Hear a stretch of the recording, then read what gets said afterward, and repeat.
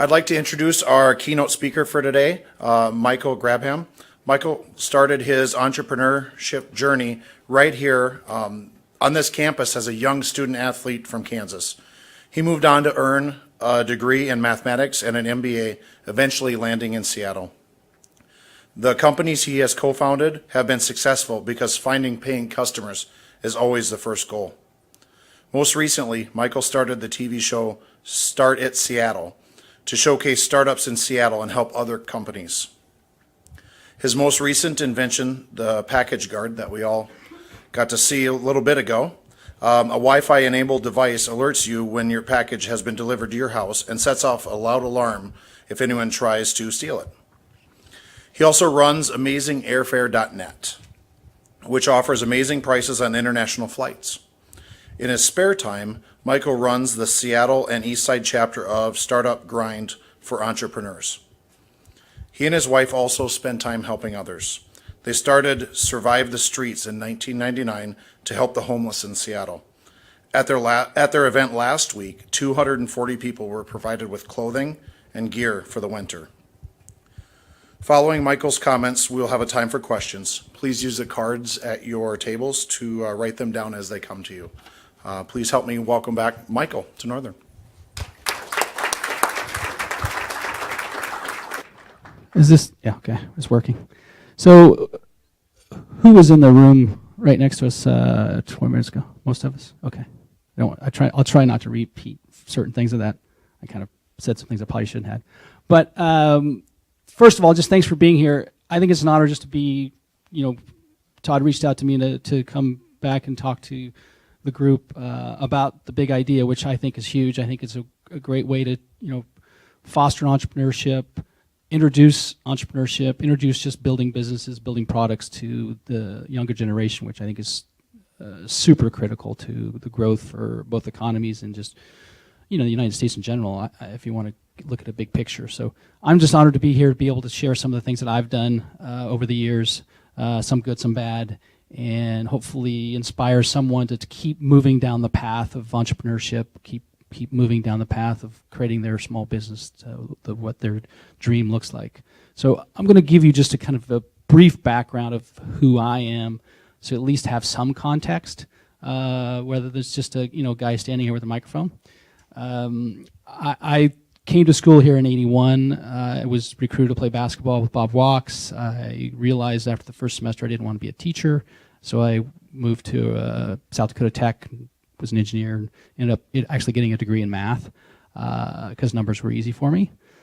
So I then took a short stint to move to Phoenix because I love the sunshine, and I spent about 10 years there. I started two businesses and sold two businesses with two different partners, and then made my way to Seattle in 98. So all that journey has been with, I'm trying to think how many real jobs I've had. I've had, I think, 3 real jobs over the last 30 years. And I mean real jobs, meaning I have a boss and I get a paycheck. So for some people, that's how they want to live. For others, we can't imagine it. I'm that latter. I can't imagine it because I'm horrible at being an employee. I can only think like an owner. And there's some people in this room that don't even know that yet. And those are the people that need to understand that's okay, and you need to reach out for help, because that's how you get to the next step. So when you find things that you are passionate about and you can't sleep because you're thinking about this idea. I woke up at 4 a.m., which, by the way, is 2 a.m. my time this morning, because I was thinking about a way that we could do something differently. I couldn't sleep for 2 hours. I finally just meditated myself back to sleep because I knew I had to get some rest to be here. That's the kind of things that happens for probably some of you already and will happen as you grow older. There's 2 things that you have to be able to kind of make the journey worthwhile. And we're going to do something that you probably never do in an event. So this half of the room, the people in these tables, your conviction. You guys are conviction. So remember that? This half of the table, this half of the room, these 6 tables, your compassion. Okay? You guys are conviction. You guys are compassion. So I want to hear conviction over here. Say it. Holy crap. Better than that. Okay, one more try. Okay, there we go. I got a smile and a little more volume. That's what I need. So I got conviction over here. I got compassion over here. So let's hear compassion. Wow, conviction. Whoa, you got some more. Let's hear conviction one more time. Okay, there we go. So now we're at least equal. We got conviction and compassion. So conviction and compassion, why do you say those things? Well, I will explain that in a little bit. Let me just finish my story so you understand, again, who's standing here. I have started 6 companies. I have sold 2 of them successfully. Doubles, not home runs, but doubles. I have failed miserably, meaning I went so far as to file for personal bankruptcy because it forced me to do so. Losing, for the most part, everything you own, because this was only 8 years ago. And I've started a nonprofit that my wife and I do every year for Thanksgiving, which, you heard Survive the Streets. So I am what you would call crazy and a serial entrepreneur. I consider that the same because there has to be a little crazy in most entrepreneurs. All the super, super successful entrepreneurs, the Steve Jobs of the world, the Bill Gates of the world, the Mark Zuckerbergs of the world, they're all a little nuts in their own way, which is okay. So I always want to say, celebrate your weirdness. We're all weird in certain ways. Some of us don't know that yet, but we'll figure it out. And some of us know that we're weird. We all have our weirdness. It's okay. But I think you need to celebrate your weirdness because that's how you get things done. How do you get things done? I'm going to jump to that. How do you get things done? You get things done because you know someone that can help you get things done. Most of the time in your lives, you can't do it on your own and probably haven't done it on your own. You have maybe been the force to push it on your own, like Kelly Weaver has pushed her energy to make this big idea happen. She didn't do it by herself, not even close. She had hundreds of people help her, right? So we have to find those. So we have to build our networks to do that. And this is all going to make sense here in just another 5 minutes, so bear with me. Building our networks helps us build products. So step 1, celebrate your weirdness. It's okay. If you come up to me and say hello, and we talk about something, and maybe there's something interesting to you, and you, again, accept that. Maybe you like to wear blue shoes. I don't know, I'm just making things up. Maybe you like to wear blue shoes. That's okay. Some people probably remember you wearing blue shoes, but they at least remember who you are. So that's that celebrate your weirdness. Because I need to remember who you are. Because when you call, when you email me, when you text me, any other way you're going to communicate with me, via drone, whatever, whatever method you want to use to communicate with me, I'm going to remember you because there was something weird about you that I thought was interesting. So that's why I say celebrate your weirdness. Because you will build your network, which is the most important thing you can do at your age to building a company. Without people to help you, you can't build a company. Period, end. There's no one in this room, there's no business owner in this room that started a business that will say they did it on their own. It's literally impossible. So, if you can't do that, then you know that you need friends and or relatives to help you do so. So that means build your network. To build your network, celebrate your weirdness. It's okay. You want to be remembered. You want to be someone that maybe sticks out from the crowd a little bit. Not that you have to be completely wacky, but there needs to be a little bit of something about you that I can remember you. So that's step 1. Now we've gotten the step of we need to create our network. We need to build our network. We need to meet people. We need to reach out people that we don't know that we think are smart. and our whatever that have an interest to you. You can do that in many ways, whether it's LinkedIn, whether it's Facebook, whatever that may be. I would highly recommend it. As someone under the age of 20 years old, most people over the age of 40 will accept an invitation to talk to you for 10 or 15 minutes via phone, or maybe even over a coffee. Because we know how hard it is to start a company or just to do anything in the world of starting a business or starting a product or starting a service. We understand that. So I'm going to take 10 or 15 minutes of my day to help you, or whoever that may be, get over that hump, because I know how hard it is. Most business owners will do that. So you have the ability, especially being under the age of 20, to leverage that for years. And I can tell you a story. I told this in a different context. My voice is not the deepest voice in the world, right? So I was a stockbroker in my first job, and I was horrible, by the way, out of college. And as a stockbroker, if you can imagine this, 30 years ago, you were basically on the phone. That was your job, right? You were just calling people. Well, I called lots of people, but I just wasn't good at it. So, but what I was good at is acting younger than I really was, because I could be on the phone. And as I grew older, when I became 25, 30 years old, and I started my first few businesses, I was always trying to find information from others. So I would literally call competitors and say, hey, I'm Mike from XYZ College. I used ASU because I was down in Phoenix. I'm from ASU. I'm doing some research on this project. Can I take 10 or 15 minutes of your time? They'd always give me their time. They'd always tell me everything I wanted to know about their business, which told me everything I needed to know about my business. So there's advantages of being young. That's one of them. You can always you can always open the door. You can always get the door open, and most people will give you 10 or 15 minutes of your time.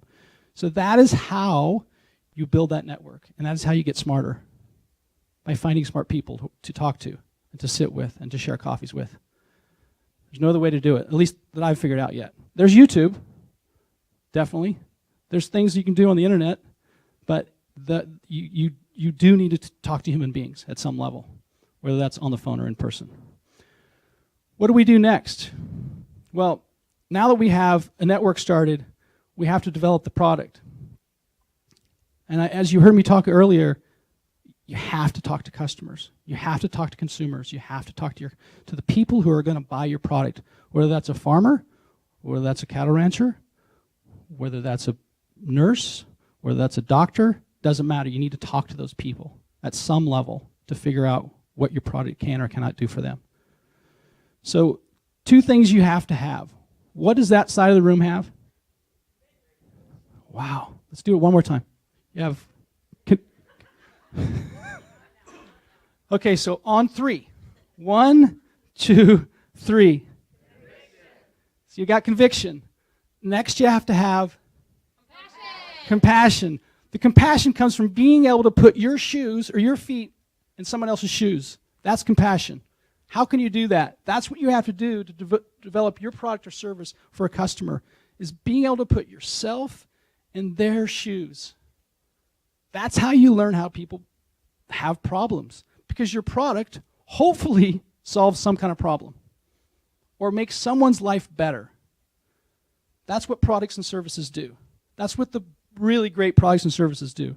Sometimes you're creating products and services that people don't even know they have a problem yet, which are the amazing products. Mark Zuckerberg created Facebook not even knowing what he was solving, because he wasn't solving anything when he first started. He was playing, right? Google had an idea.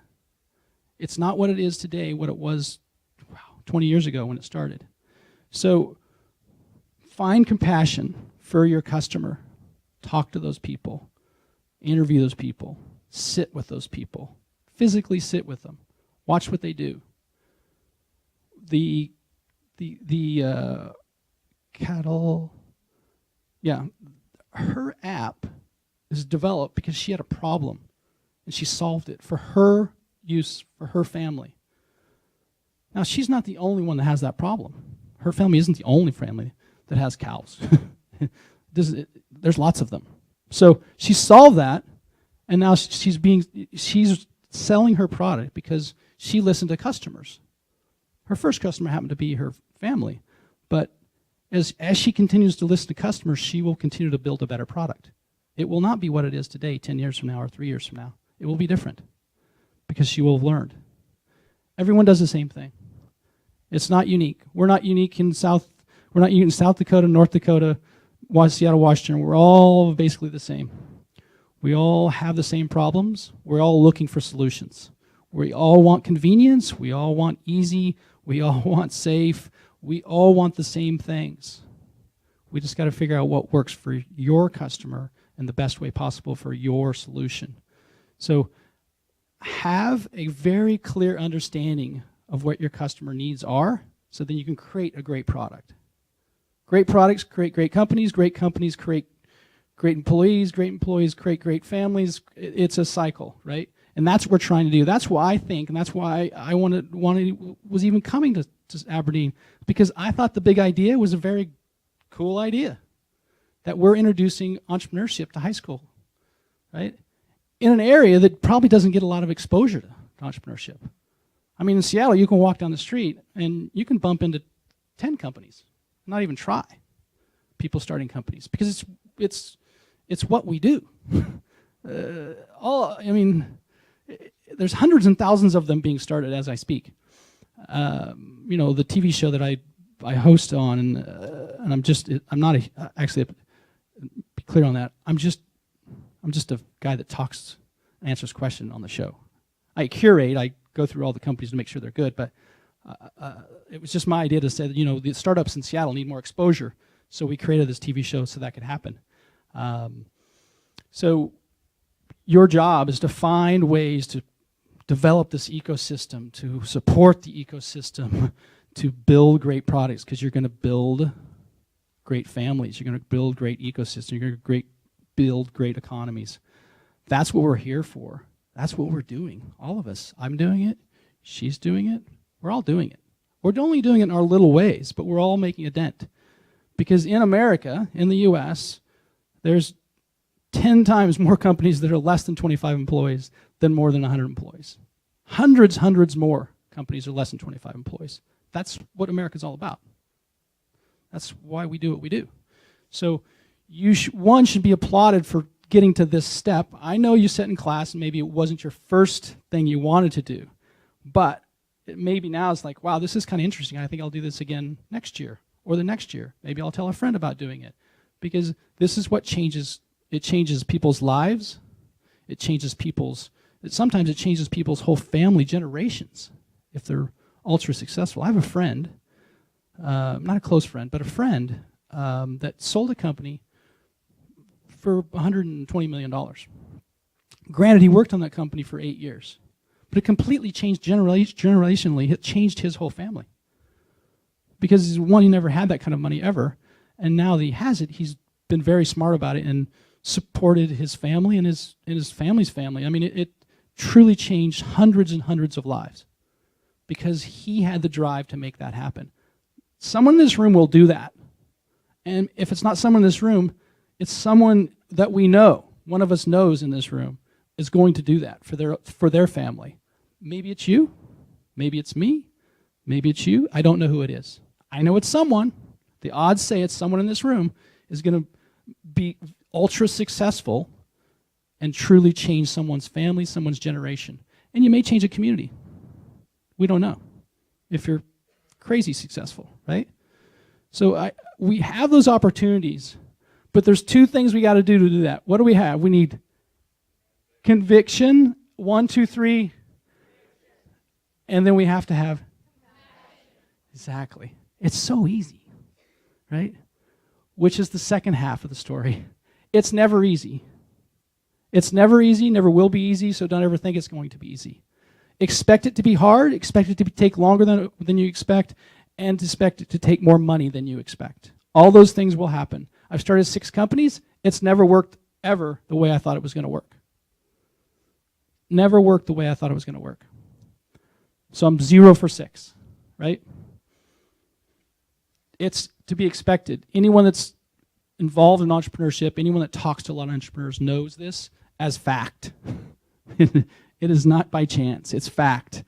It always is longer, harder, and there's always curves that you never expect. So you need to plan for that, both financially and have a mindset to expect change, because it will happen. Guaranteed, if anyone in this room had started a company or is starting a company, that your first idea was wrong, as I said in there. It is absolutely wrong. Not the whole part of the idea. Part of that idea is wrong. We know that. I know that. Every investor, by the way, knows that. If they've ever invested in anything in their lives, they know whatever your idea is today, there's probably some change that needs to happen for it to be successful. They don't know what it is. If they do, that'd be great, but most of them don't. But they just know that you're coming at this knowing that it's not correct. So that's okay. It's completely okay to be wrong. We as investors, we as entrepreneurs know that we're wrong, but we are smart enough and we can surround ourselves with smart people to help us get through that. So we are able to make those turns, left turn, right turns, make the pivots that are necessary to be successful. That's why we build a network. So we have smart people to help us. So we have to be able to do these things on a constant basis, because building a company, starting a company, building a product, any of those things takes time and takes a ton of energy. And you've got to be able to celebrate your weirdness, because people are going to call you crazy. They're going to call you, what a dumb idea. All those things will happen from some of your friends and some of your relatives, and that's just part of the game. So if you're not able to handle that, then that's probably not where the path you want to go down. But for most of us, that even getting here is an achievement. Some of you may think it's not that big of an achievement. It's an achievement. If you've gotten to this level of success, then you've done something better than many other people. So, celebrate yourself for that. You've done something really well to get here. Now, if you take it to the next step, which actually creating a business or starting to create revenue, that's the next level of success. And then maybe you get an employee. That's the next level. All these things are just next levels, right? But they're all successes in their own right. So you also can pat yourself on the back at some point, but don't pat yourself too much.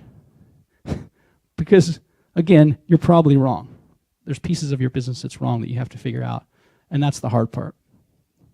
That's why entrepreneurs, the super successful entrepreneurs, are somewhat manic about their business. They're always looking for ways to change it or fix it, and it's a constant battle. Constantly they're looking to what can they do better, and constantly looking over their shoulder of what the competitor's doing, or if there's no competitors, which sometimes happens, what are my customers asking for? So there has to be a bit of craziness in this business. It's just the way it is. I can tell you a story that, I'm not sure if I told that here this week or not, but what is today, the 6th, 7th? 7th. So November 4th, last month, 34 days ago, I think it is, I looked at my bank account. I had $4,000 in my bank account, in my business bank account for Package Guard. Well, $4,000, as you might guess, is probably not enough to run a company. So I, not that I was surprised there was $4,000 in bank. I'd watch it dwindle over the time. And I was obviously raising money as I was going, but I wasn't able to close what I thought I was going to close by certain dates. So I'm looking at a bank account that says $4,000. My payroll is $9,800 every 2 weeks. So obviously that's not enough to pay my payroll. And this is the 4th. My payroll is due on the 15th. So I got 11 days, plenty of time.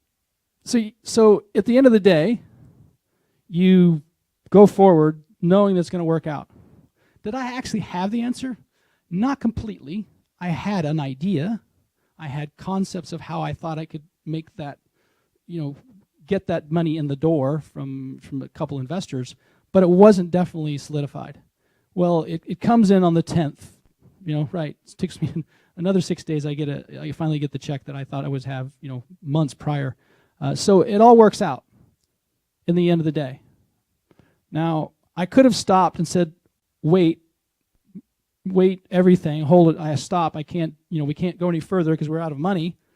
Or I could have done what I did, was just play like it didn't happen and just motor through it. Because if you've done it enough times, you just assume you're going to figure it out, right? And that's what we do. That's what entrepreneurs do. Any business owner probably has had a similar story.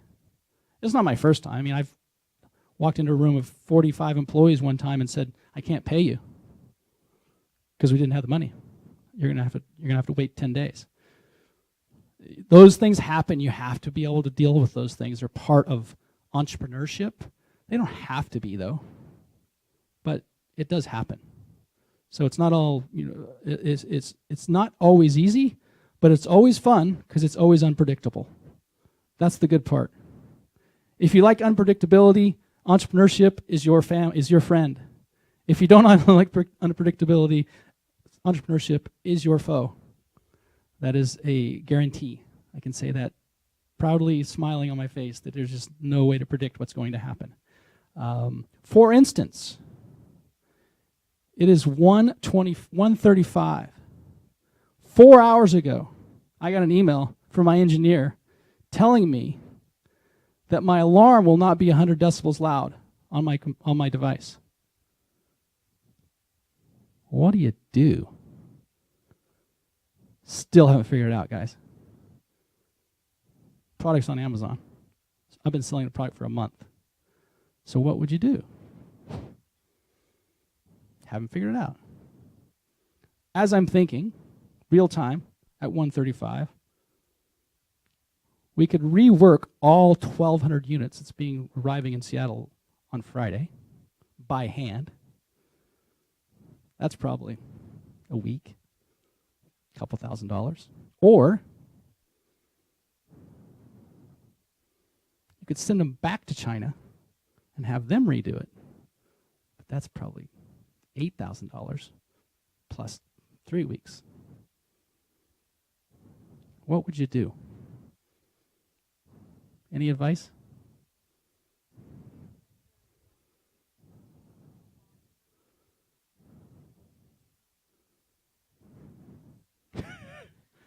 Hope they won't notice. That's probably not a good idea. Yeah, it's still alarmed. The problem is it should be 100 decibels. It's 75. So it's just not as loud as it should be. It's not as loud as advertised. I mean, we can fix it. We know we can fix it, but you've already got product ordered, and you already got product expecting to be shipped by certain days.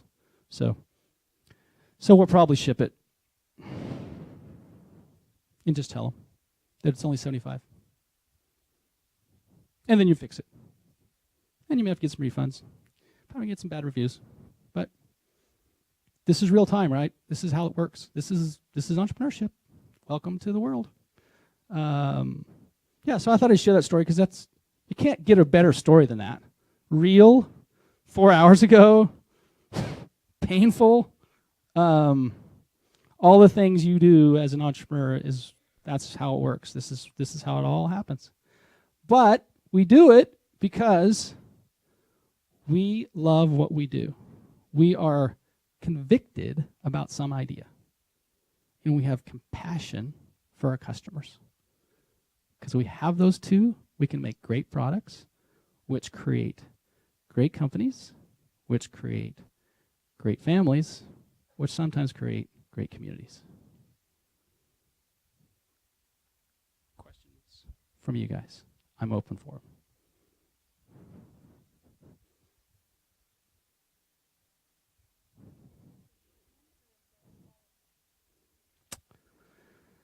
Oh, is it just the shipment or all of them?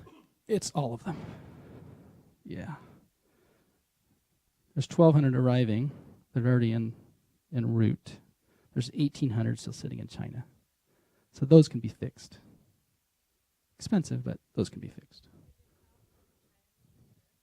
It's not their fault.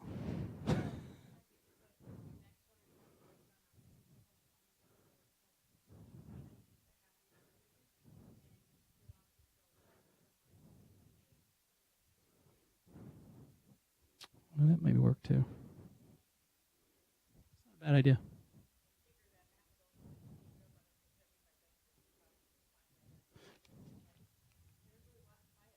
Yeah, some people actually don't buy it for the alarm. Yeah, so I know there's some people that don't even care about the alarm. Yeah. Good advice. Go ahead, Kelly. Oh, package card? Competitor is, well, you don't have direct competitors, which is interesting because we're kind of making this up as we go, meaning the industry, like package protection industry as an industry. We're kind of making that up. We don't really have direct competitors, but we do have competitors. Ring is a competitor. Anyone with a surveillance camera is a competitor because it still helps. And we actually recommend getting a camera with our device. You should do both if you want to be really secure. But yeah, that's our competitor. Our competitor is having it delivered to your office. That's a competitor. Our competitor is having it delivered to your neighbor. That's a competitor, right? Back. I do. It's expensive, by the way. Yeah. Patent, trademarked, both. To do that, how much did it cost me to do that? Patent, trademark. I have a patent, I have a trademark, and I have a design patent, which a design patent is not necessarily always normal. We did it because it wasn't that much more expensive and it gives you a bit more protection. About $24,000 for all that together. The time to take it actually is not that long. It's the time for the government to review it is long, right? USTPO, those guys are fairly slow. I was super lucky, extremely lucky. We had filed the patent, filed the utility patent in May of 16. I had a patent in July of 17. Super fast. Not normal at all. It's normally 2 years. That's what I was told by my IP attorney. So we were lucky. Part of it is because it's so unique. It just wasn't anything close to it, in the patent world, which I had done my research already to know that.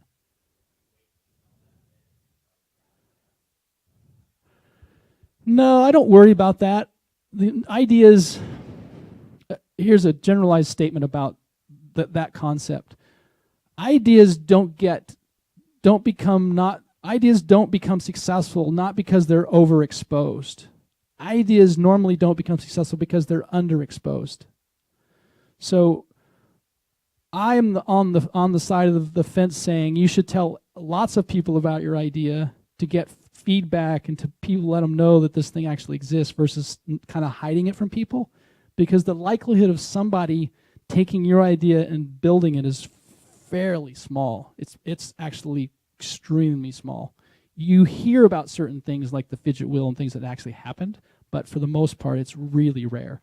Again, because she doesn't have the passion or the conviction for my product. I have it. She does not have it.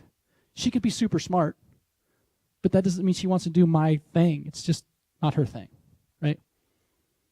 Yeah. So part of that's that. That's why I'm always on the side where share of everyone. I mean, you don't share the nitty-gritty stuff, but share enough that they get the concept and understand what's going on. You don't have to share all the, maybe there's pieces of the parts of that you don't want to share, especially with bigger companies, and they'll many times ask to sign NDAs before they even talk to you because they don't want to get involved in that. So, yeah. Who's a size large? Go ahead.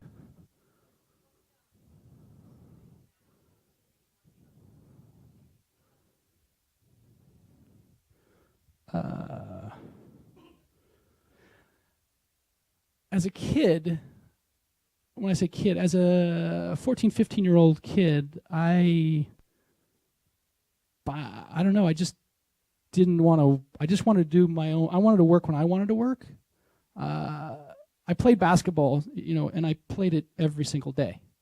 That was my thing, right? So I didn't necessarily, I just didn't want to work. I didn't want to work for someone because I didn't want to be a clock kind of puncher guy. So that's where it started. My mom and dad already had a business, so I already kind of thought it was okay to do that. So I didn't, I just didn't really do that when I made T-shirts, I painted houses, I had the paint dribblers. That was my company's name, Paint Dribblers, because I would dribble the basketball and had a little business card, and I had a basketball player on it, and had a paintbrush dribbling paint, and it's yeah. So I'm assuming it's partly because of that. And then as I grew older,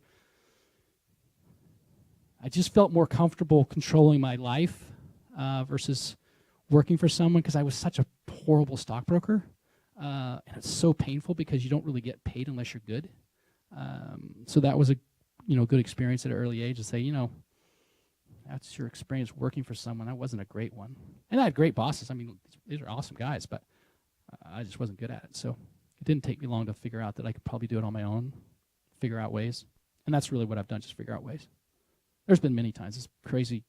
I wouldn't do it again, but yeah.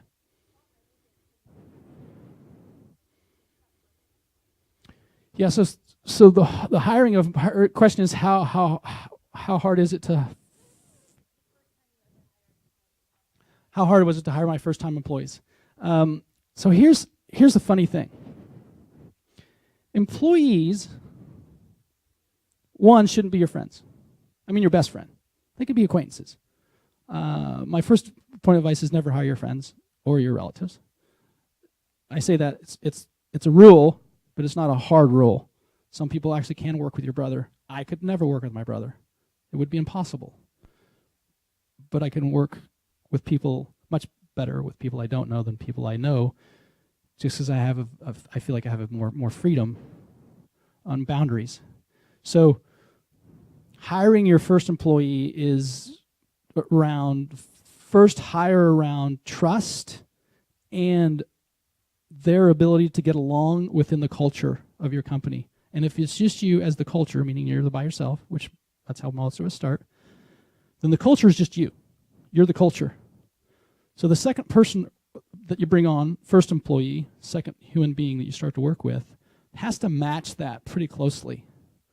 Like for instance, let's say that you are really intense and you work, and don't talk much, and you bring in somebody that talks a lot and has that need to communicate a lot and constantly talk.